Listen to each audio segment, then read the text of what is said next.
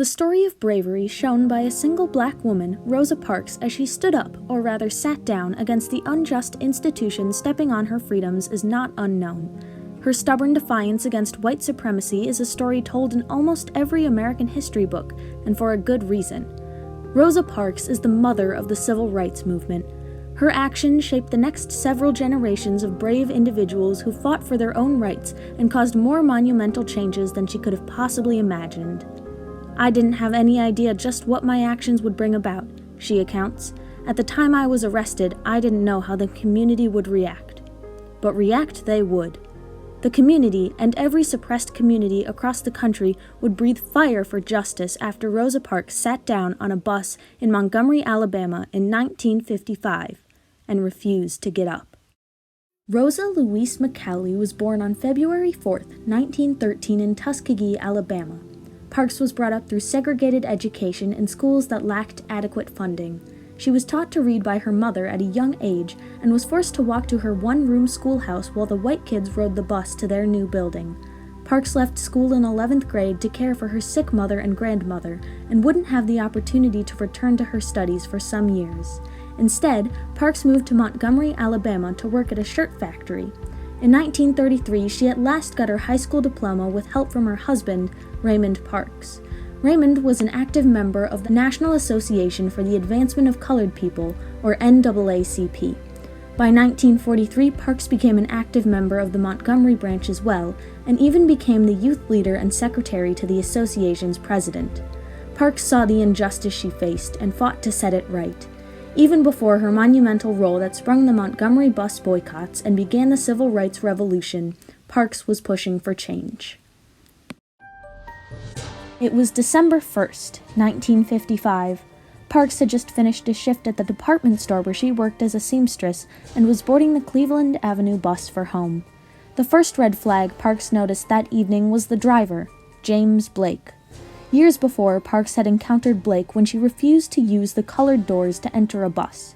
When she left to correct herself, Blake drove off and left her stranded. Parks did her best to avoid Blake and his buses from then on, until that December evening. Contrary to popular belief, Parks didn't choose to sit in the front row. In fact, she chose her seat in the middle of the bus, behind the sign dividing black from white. "We were not disturbed until we reached the third stop after I boarded the bus," Parks remembers. At this point, a few white people boarded the bus, and one white man was left standing. Parks was told by Blake to give up her seat. "I will not," she remembers saying, and so the police were called. Parks was arrested that evening for violation of Chapter 6, Section 11 of the Montgomery City Code. She was released on bail later that night. Although Parks had been tired from a tough day, she later admitted that it was not her exhaustion from the day's work that kept her in the seat. Parks was tired of giving in. The day of Parks's trial, on December 5th, a series of boycotts across Montgomery began. Hundreds of African Americans protested in Rosa's name by refusing to ride the city's buses. They organized carpools, stayed home, and took cabs to work. But most protesters walked, some more than 20 miles each way. This protest of the institution became known as the Montgomery bus boycott. It lasted 381 days, ending only when the Supreme Court declared segregation on public transit systems unconstitutional. But it wasn't an easy battle for most. White supremacists attacked many protesters' homes, including Reverend King's and E.D. Nixon's. People were arrested for violating laws against boycotts. The black taxi service was discredited.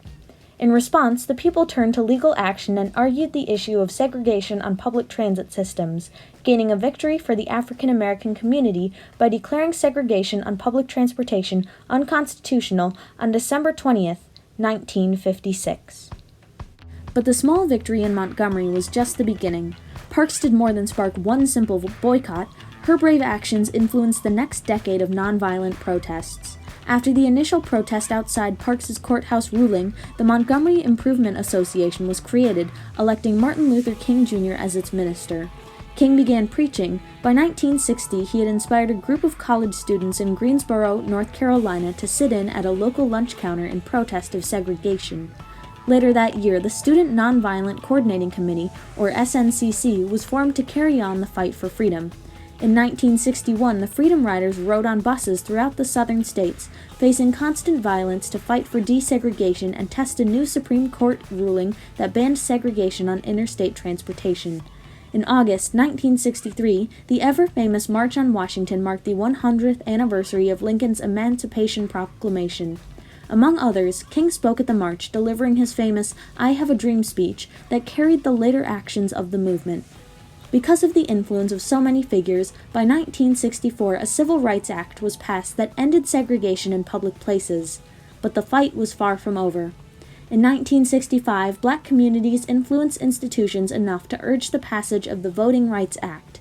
While it would still be many years before much of the American population would acknowledge the African American right to vote, the progress made during the decade after Rosa Parks' protest would change America forever.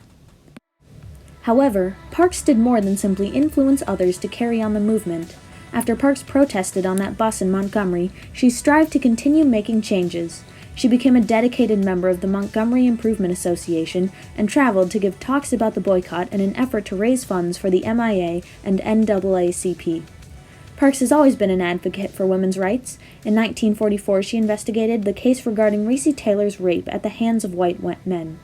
While the men were never indicted, her fight helped others stand up for women's rights as well. Recently, Parks' actions have helped inspire a surge in the #MeToo women's movement, carrying on her legacy. Even though Parks died in 2005, she is still inspiring the black and women's rights movements to this day. Today, not a soul doesn't know Rosa's name. Her influence lives on in the stories we tell, the choices we make, and the actions we take to further the movement Parks and so many others sought to begin. Rosa Parks was not the most influential figure in American history. In the grand scheme of things, she was just another person in a vast web of citizens fighting for justice and believing in change.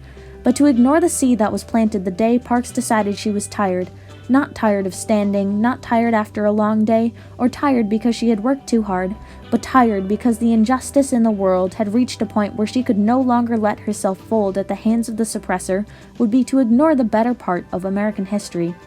To her, and to everyone else fighting for their rights, it was more than just a cause. It was their lives. What they achieved will forever be remembered in the fabric of history as we strive to follow in their footsteps and finish what they started. The movement is far from over. The fight won't stop until the suppression ends. But to Rosa, who lived to see the outcome of her influence, there couldn't have been more change.